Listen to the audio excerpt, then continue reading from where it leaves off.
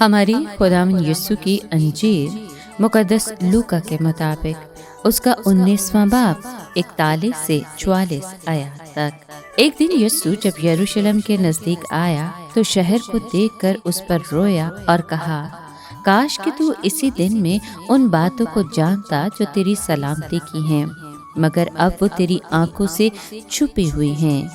کیونکہ وہ دن تجھ پر آئیں گے کہ تیرے دشمن تیرے گرد مورچہ باندھ کر تجھے گھیر لیں گے اور ہر طرف سے تنگ کریں گے، اور تجھ کو اور تیرے بچوں کو جو تجھ میں ہیں خاک میں ملائیں گے، اور وہ تجھ میں پتھر پر پتھر نہ چھوڑیں گے، اس لیے کہ تو نے وہ وقت نہ پہچانا جب تجھ پر نگاہ کی گئی۔ پاک کلام کے پڑھے اور سنے جانے پر خداوند کی برکت ہو، خدا کا شکر ہو۔ عزیز دوستو، جب یسوع یروشلم کے نزدیک پہنچا تو اس نے ان پر نوخا خوانی کی، کیونکہ اس نے ایک سنہری موقع کھو دیا تھا۔ اگر لوگ اس کو مسیح موعود قبول کر لیتے تو شہر کے لیے سلامتی ہوتی، مگر وہ پہچانتے ہی نہ تھے کہ یسوع سلامتی کا سرچشمہ ہے۔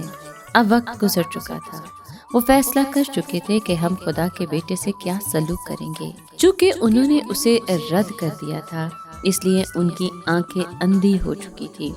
چونکہ وہ اسے دیکھنا نہیں چاہتے تھے، اس لیے اب وہ اسے دیکھ نہیں سکتے تھے۔ ذرا کچھ دیر لمحے کے لیے یسوع کے آنسوؤں پر غور کریں۔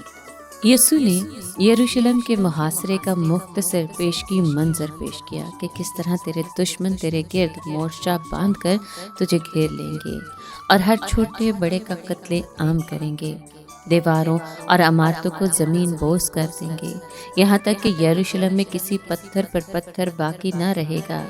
سب کچھ اس لیے ہوگا کہ یروشلم نے اس وقت کو نہ پہچانا جب تجھ پر یعنی یروشلم پر نگاہ کی گئی۔ خداوند نجات کی پیشکش کے ساتھ اس شہر میں آیا، مگر لوگوں نے اسے قبول نہ کیا۔ ان کے پاس خداوند کے لیے کوئی جگہ نہ تھی۔ وہ اپنے منصوبوں میں اتنے مگن تھے کہ اس کی طرف دیکھنے کے روادار نہ تھے۔